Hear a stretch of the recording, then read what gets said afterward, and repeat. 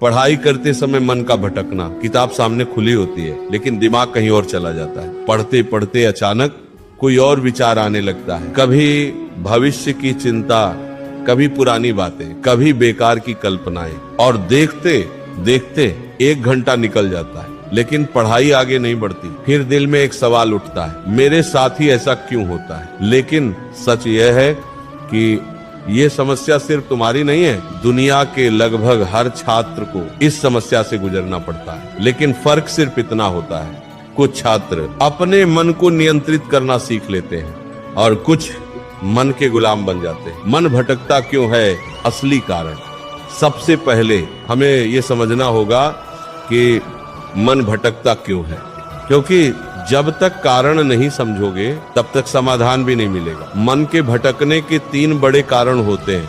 पहला कारण लक्ष्य का स्पष्ट न होना। जब इंसान को यही नहीं पता होता कि वो क्यों पढ़ रहा है तो उसका मन पढ़ाई में टिक नहीं सकता।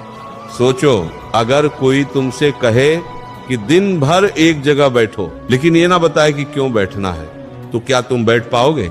नहीं, क्योंकि जब उद्देश्य नहीं होता तो मन स्थिर नहीं रह सकता। इसी तरह अगर छात्र को ये स्पष्ट नहीं है कि वो पढ़ाई क्यों कर रहा है तो मन बार बार भटकेगा।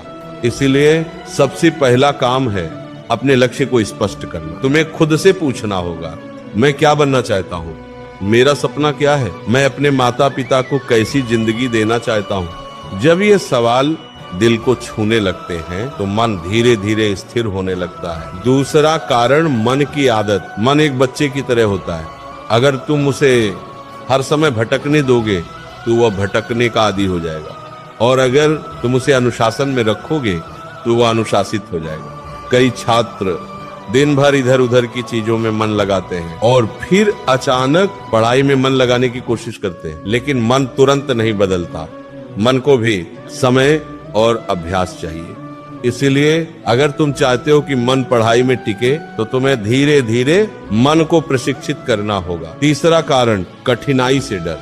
बहुत बार मन इसीलिए भटकता है क्योंकि पढ़ाई कठिन लगती है। जब कोई विषय समझ में नहीं आता तो दिमाग उससे बचने की कोशिश करता है और फिर मन किसी आसान चीज की तरफ भाग जाता है। यह मन की स्वाभाविक प्रवृत्ति है। मन हमेशा आसान रास्ता ढूंढता है, लेकिन जीवन का नियम यह है, जो कठिन है वही तुम्हें आगे ले जाता है। मन को एक जगह टिकाने का तरीका। अब सवाल है, मन को कैसे रोका जाए? पहला तरीका है छोटे लक्ष्य बनाना। बहुत से छात्र एक